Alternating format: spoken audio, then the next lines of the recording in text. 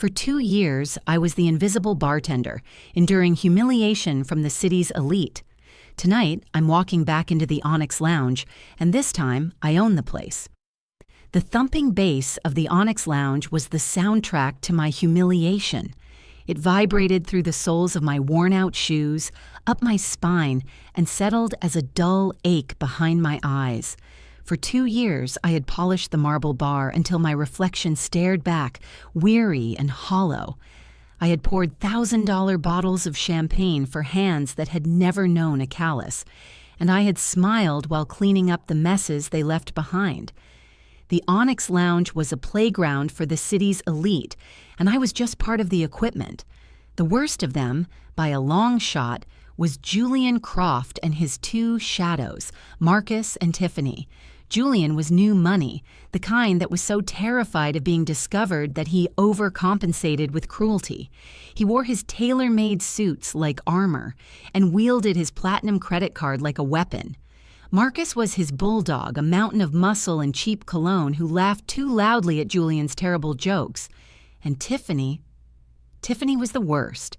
She had a way of looking at you, a slow, dismissive scan from head to toe that made you feel like something she'd scraped off her designer heel.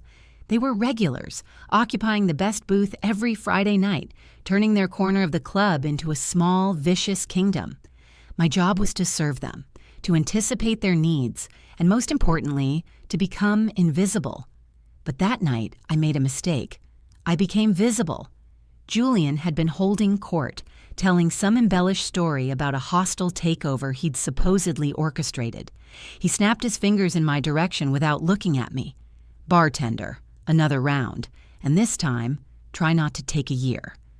I nodded, my professional smile cemented in place. Right away, Mr. Croft. As I turned, my sleeve caught the edge of Tiffany's ridiculously small, jewel-encrusted purse perched precariously on the edge of the table. It tumbled to the floor, spilling a lipstick, a phone, and a cloud of glittering powder. The music seemed to dip. Tiffany let out a theatrical gasp. "My God, look what you've done!" Marcus grunted. "Watch it, pal. That bag costs more than your entire life." I immediately bent down, my face burning with shame. "I'm so sorry, miss. It was an accident." I started gathering her things, my hands fumbling under their collective glare. That's when Julian leaned forward, a smirk playing on his lips. He didn't raise his voice. He didn't have to. His words were quiet, precise, and designed to gut you. It's always an accident with you people, isn't it? A spill here, a mistake there. It's a lack of breeding, a lack of ambition. He picked up a stray napkin from the table, not to help, but to dab at his perfectly clean fingers, as if my very presence had contaminated him. I placed the purse back on the table, my apology dying on my lips. I just wanted to disappear back behind the bar, but he wasn't finished. He looked at me, really looked at me, for the first time all night, and his eyes were filled with a cold, genuine disdain. He gestured around the opulent lounge, the velvet ropes, the crystal chandeliers, the beautiful people dripping with wealth. "You see all this?" he said, his voice a low sneer. "You get to stand here and watch people like us live our lives. You can polish the glasses and wipe the counters, but you will never ever be on this side of the bar. It's not in you. No matter what you do, you'll always be an underling, serving us, cleaning up after us. That's your ceiling." Tiffany giggled, a sound like tiny sharp icicles. Marcus just stared, his expression blankly menacing. The words hit me harder than a physical blow. "You'll always be an underling." It wasn't just an insult. It was a pronouncement, a curse. In that moment, he stripped away every quiet dream I'd nurtured during the long, lonely nights of saving every penny, studying business management courses online until 3 a.m., and sketching out plans for my own establishment in a dog-eared notebook I kept hidden in my locker. He saw me as nothing more than a permanent fixture, a background character in his grand story. I felt a tremor in my hand and clenched it into a fist behind my back, my nails digging into my palm. I forced the professional smile back onto my face. It felt like a mask made of cracked porcelain. "My apologies, Mr. Croft," I said, my voice unnervingly steady. "Your drinks are on the way." As I walked back to the bar, his words echoed in my head, branding themselves onto my soul. Underling, underling, underling. But under the searing humiliation, something else sparked.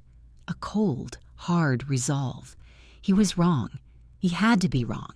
And I would spend every waking moment of my life proving it. That was 6 months ago.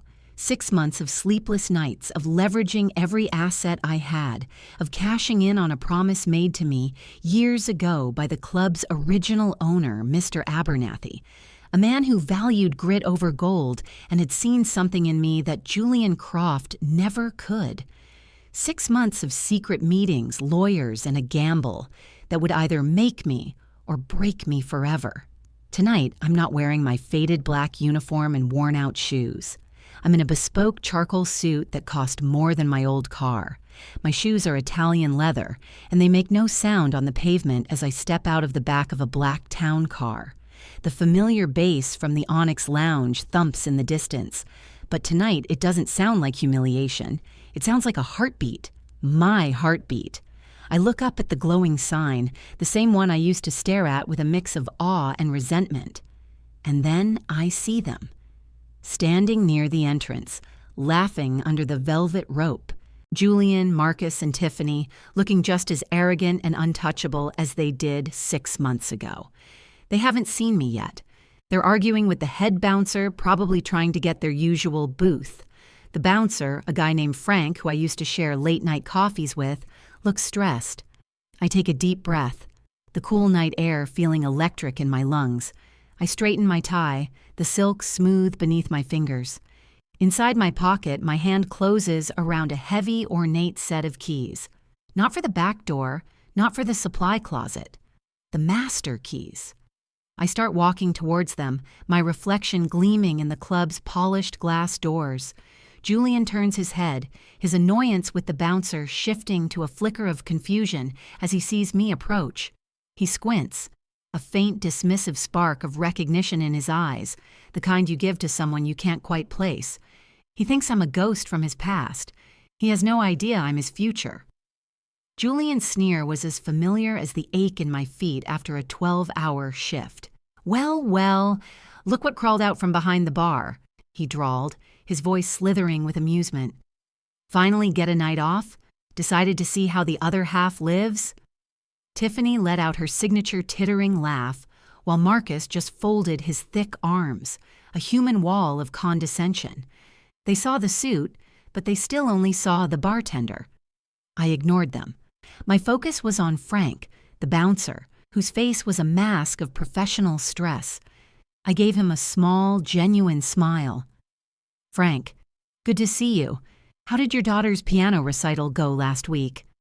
Frank's eyes widened, the professional mask slipping to reveal the man I'd spent countless late hours talking with. "Mr. Hayes, it was great. She played beautifully. Thanks for asking." He gestured awkwardly towards Julian's group. "Sir, I'm sorry about this. They were just insisting on their usual—" Julian cut him off, his voice sharp with indignation. "Mr. Hayes? Who the hell is Mr. Hayes?" He snapped his fingers inches from my face, a gesture I knew was meant to put me back in my place. "His name is— what was it? Mike? John? Something forgettable. Hey, bartender, don't ignore me when I'm talking to you. My friends and I would like to be seated." The sound of his snap echoed in my memory, a sharp crack of humiliation. But this time, it didn't make me flinch. I slowly turned my head, letting my gaze fall on him. I didn't say a word. I just looked at him, letting the silence stretch until it became uncomfortable, until he was the one who was starting to squirm. "My name," I said, my voice even and clear over the distant throb of the music, "is Ethan Hayes, and you're holding up the entrance to my club." The air crackled. For a second, there was only the sound of the bass line and the city traffic. Tiffany's smile didn't just falter, it evaporated. Marcus actually unfolded his arms, a flicker of genuine confusion crossing his brutish features. Julian stared, his brain visibly trying to process the words, to fit them into his neatly ordered world where people like me served people like him. It didn't compute. Then he laughed. It was a loud, ugly, forced sound. "My club? You?" He gestured at me, then back at the opulent entrance. "That's the funniest thing I've ever heard. What did you do, win the lottery? Let me guess. You pulled all your little tip jars together and bought a single brick. Get out of the way before I have you removed." "Is everything all right out here?" A new voice cut in. It was David, the general manager, the man who had been my direct boss for 2 years, who had written me up once for being 5 minutes late. He strode out of the entrance, his face set in a stern, authoritative frown. Then he saw me. Everything about him changed in an instant. The frown vanished, replaced by an expression of earnest deference. His posture straightened. He smoothed his jacket. "Mr. Hayes, we've been expecting you," he said, his voice laced with a nervous energy I'd never heard from him before. "Your table is ready. I'm terribly sorry for this delay at the door." That was the moment. The look on Julian's face was worth every sleepless night, every ounce of sacrifice. It was a masterpiece of crumbling arrogance. The blood drained from his face, leaving his skin a pasty, slack canvas of disbelief. "David, what is going on?" he stammered, his eyes darting between me and his manager. "Why are you calling him that?" I took a single step forward, closing the distance between us. I was no longer the man who flinched away, who tried to make himself smaller. I held his gaze, and for the first time I knew he saw me. Not the uniform, not the servant, but me. "He's calling me that," I said, my voice low but carrying the weight of absolute truth. "Because as of 5 o'clock this afternoon, I sign his paychecks." I watched the final pieces click into place behind Julian's eyes. The realization hit him like a physical blow. Tiffany took an involuntary step back, her hand flying to her mouth. Marcus just stared, looking utterly lost. The foundation of their world had just cracked wide open. "David," I said, my voice returning to a calm, businesslike tone as I turned to the manager. "Please ensure Mr. Croft's outstanding tab is settled tonight. His lifetime membership and that of his associates has been revoked, effective immediately." Julian found his voice. It was a strangled, desperate sound. "You can't do this to me. I practically built this place. I have connections. I'll ruin you. You'll be polishing glasses again by next week, you hear me? You're nothing." I met his frantic, panicked gaze and allowed myself a small, cold smile. It wasn't the fake, servile smile he was used to. This one was real, and it held no warmth. "Go ahead and try," I said softly. I turned to walk into my club, the sweet hum of victory buzzing in my veins. But then I stopped. I turned back to face the three of them, frozen on the wrong side of the velvet rope like statues in a museum of has-beens. The flashing lights of the onyx sign painted their stunned faces in shifting shades of red and blue. I looked past Julian, past his sputtering rage, and my eyes met his. My voice was calm, but every word was a stone dropping into a deep, silent well. "6 months ago, you called me an underling. You told me I would always be cleaning up after you." I let the memory hang in the air between us. "You were right. I am cleaning up. I'm starting right here, right now." My gaze hardened. "Your behavior in my establishment has been noted, Julian. Every cruel word, every dismissive gesture, every mess you left for someone else to handle. I remember all of it. And believe me, the new management has a very long memory." I left them standing there, Frank pulling the velvet rope closed with a definitive snap that echoed louder than any champagne cork I'd ever popped. The stunned silence behind me was more satisfying than any shout of victory. As I stepped through the grand doors, the sound of the club enveloped me, but it was different now. The thumping bass wasn't just noise, it was the pulse of my new life. The laughter wasn't from a world away, it was in my home.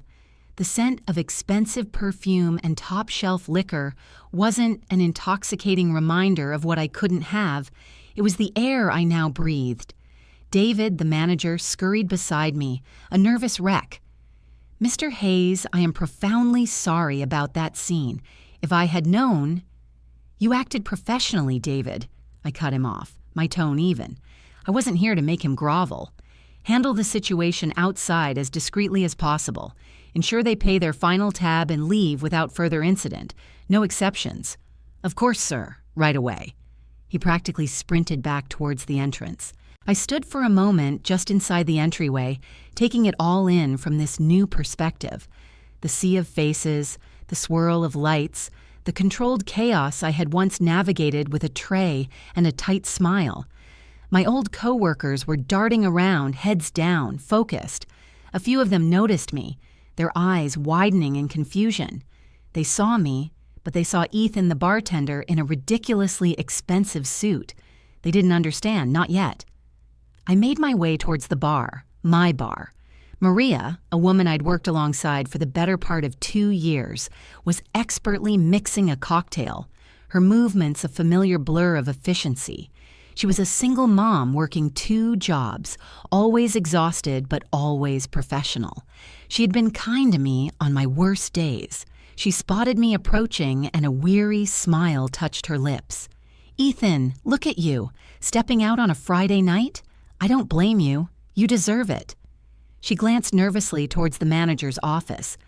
"Just be careful, David's in a mood tonight." I leaned against the polished marble, the same marble I had wiped down thousands of times. "Don't worry about David, Maria." Her smile faltered as she took in my demeanor, the stillness of me, the way I stood there not as a colleague on a night off, but as something else entirely. "Is everything okay?" I reached into my inner jacket pocket and pulled out a simple, crisp envelope. I slid it across the bar to her. "This is for you, and there's one for every other member of the bar staff, wait staff, and security. It's a bonus, to thank you for your hard work." She stared at the envelope, then back at me, utterly baffled. "A bonus? From who?" "From me," I said gently. "As of this afternoon, I own the Onyx Lounge." Maria's hands froze on her shaker. The clatter of ice was the only sound between us. Her eyes, wide with disbelief, searched my face for any sign of a joke. She found none. The color drained from her cheeks, then rushed back in a wave of dawning comprehension. You bought the club? Abernathy sold it to you?" "Something like that," I said. "Mr. Abernathy was a mentor. He gave me a chance." Her mouth opened and closed. She looked down at the envelope, then back at me. A single tear traced a path down her cheek, and she hastily wiped it away with the back of her hand. "My God, Ethan, my God." She didn't say congratulations. The words she finally managed were choked with emotion, and they meant more than any formal platitude. "You deserve this. You really, really do." That moment, that genuine tearful joy from someone who knew exactly what I had endured, felt more real than evicting Julian Croft. It was the first brick in the foundation of what I wanted to build here. For the next hour, I moved through the club. I spoke with the security team, the wait staff, the bussers. I delivered the envelopes personally. The reaction was a wave of shock, followed by whispers, then outright murmurs of celebration. The news spread like wildfire. The atmosphere in the club began to shift. The tension that always hung in the air under the old management, a rigid fear of making a mistake, started to dissipate. It was replaced by something lighter, something hopeful. I finally made my way up the private staircase to the owner's office, the one room in the entire building I had never been allowed to enter. It was exactly as I'd imagined. Dark wood, leather chairs, and a massive panoramic window overlooking the entire club. A God's eye view.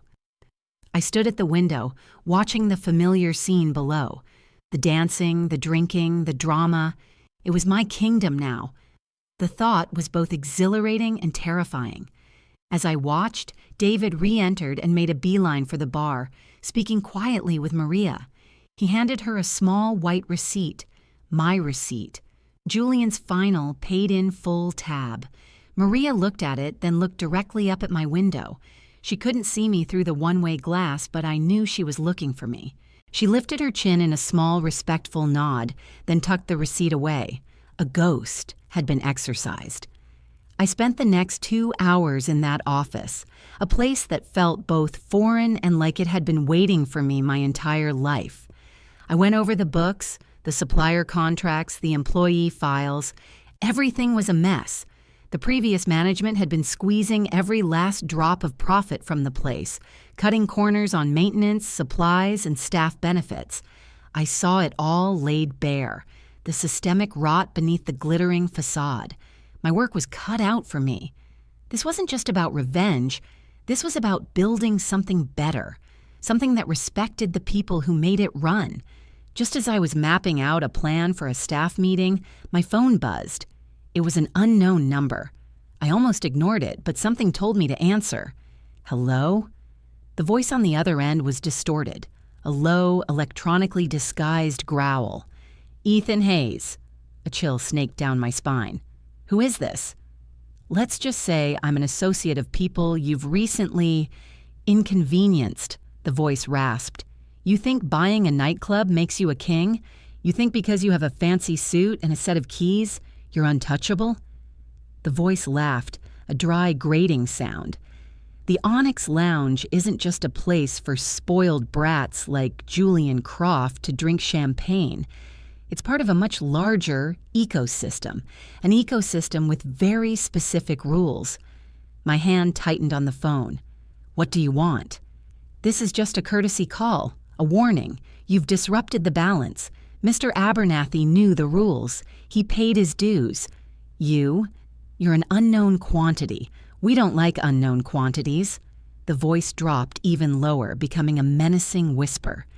You're a bartender playing owner. But the real owners are still watching.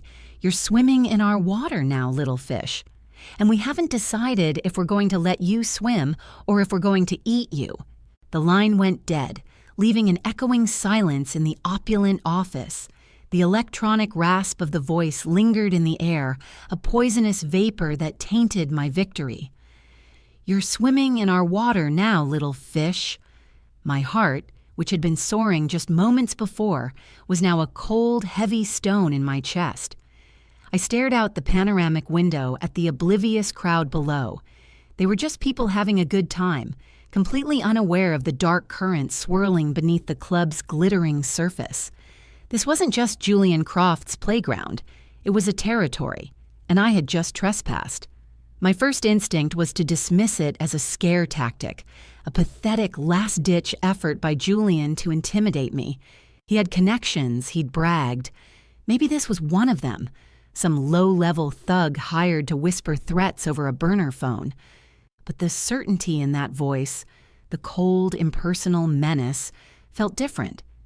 It didn't sound like a spoiled rich kid throwing a tantrum. It sounded like business. I spent the rest of the night with a knot in my stomach, the joy of my success soured by an unnamed dread.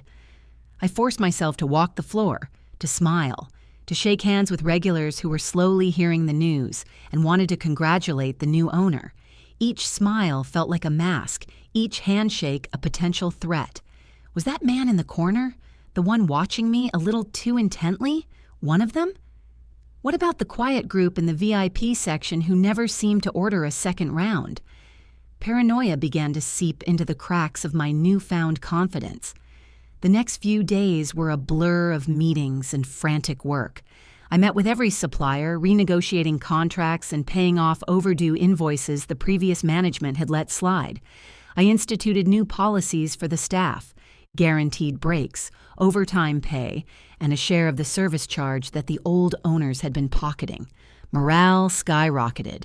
Maria became my unofficial second-in-command on the floor, her loyalty absolute. The club was buzzing with a new energy, a sense of shared purpose it had never had before. For moments at a time, I could almost forget the threatening phone call. Almost. I also dug into the club's history, pulling up old files from Mr. Abernathy's time. He had been a meticulous record keeper. Tucked away in a file labeled Operational Expenses, I found a ledger that was separate from the official books. It was a log of monthly payments, all cash, to a holding company with a deliberately vague name, Metropolitan Hospitality Services. The payments were substantial. They were listed under security consulting, but the amounts were far too high for any legitimate security service. This, I realized with a dawning horror, was it. This was the dues the voice on the phone had mentioned. Mr. Abernathy had been paying for protection, or, more accurately, he'd been paying to be left alone.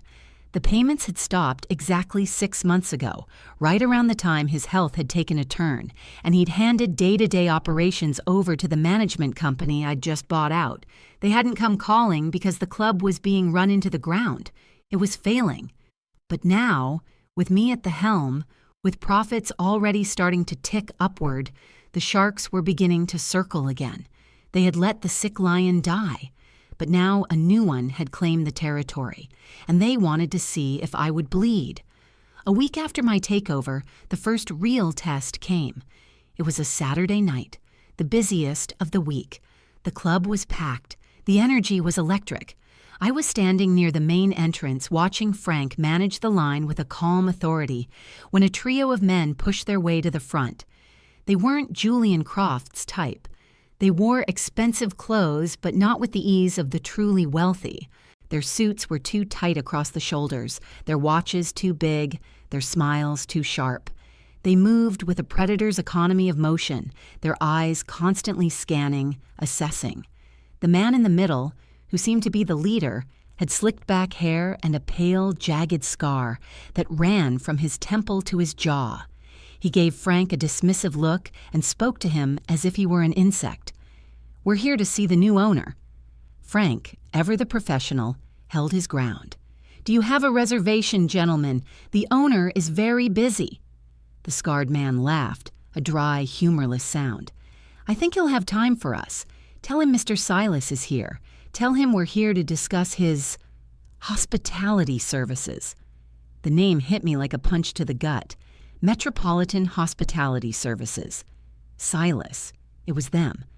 I caught Frank's eye and gave a slight nod. "Let them in, Frank. I'll take them to my office." The walk up the stairs was the longest of my life. I could feel their eyes on my back, could almost hear them mentally calculating the value of the fixtures, the liquor, the cash in the registers. They were sizing up their investment. In my office, I sat behind the large mahogany desk, my chair feeling less like a throne and more like a target. They didn't sit. They stood, fanning out in a semicircle, effectively trapping me. Mr. Silas leaned forward, placing his knuckles on my desk. His manicured nails were a stark contrast to the brutal scar on his face.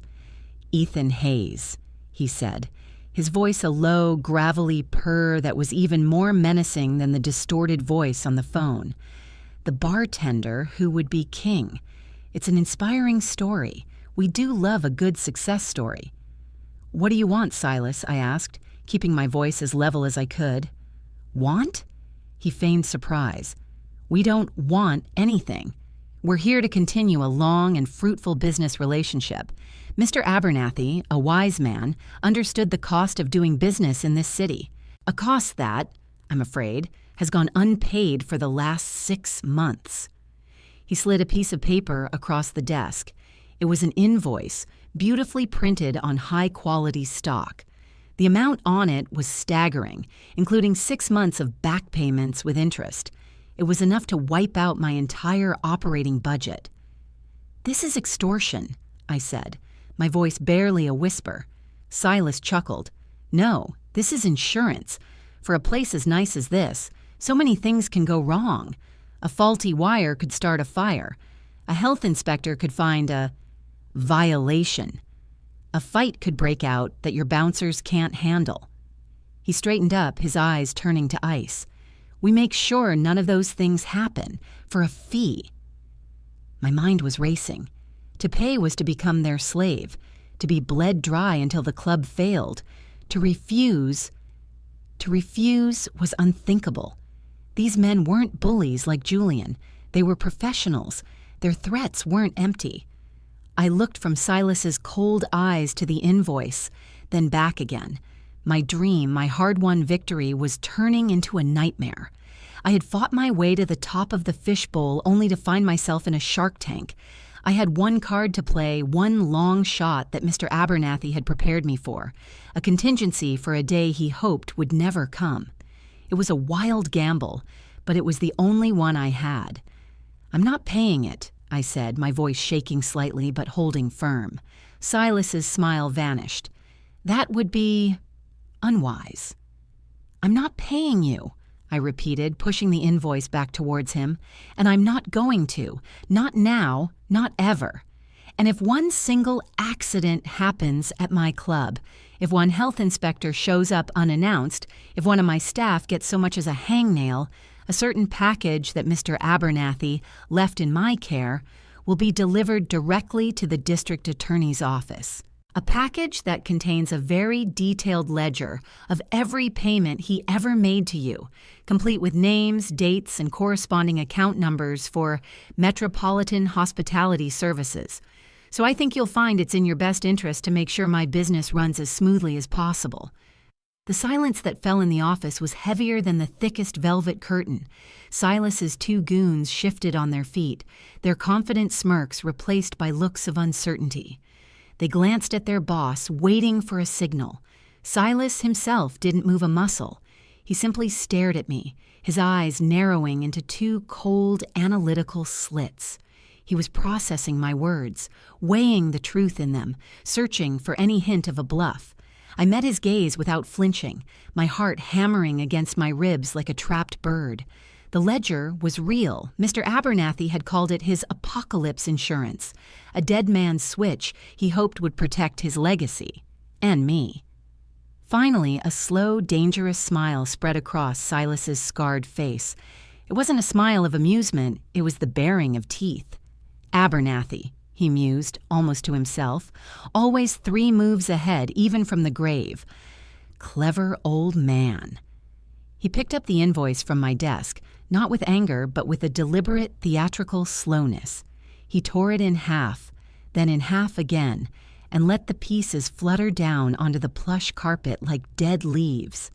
"It seems," he said, his voice a low purr again, "that we have a misunderstanding. We were simply paying our respects to the new owner and offering our congratulations." He turned to his men.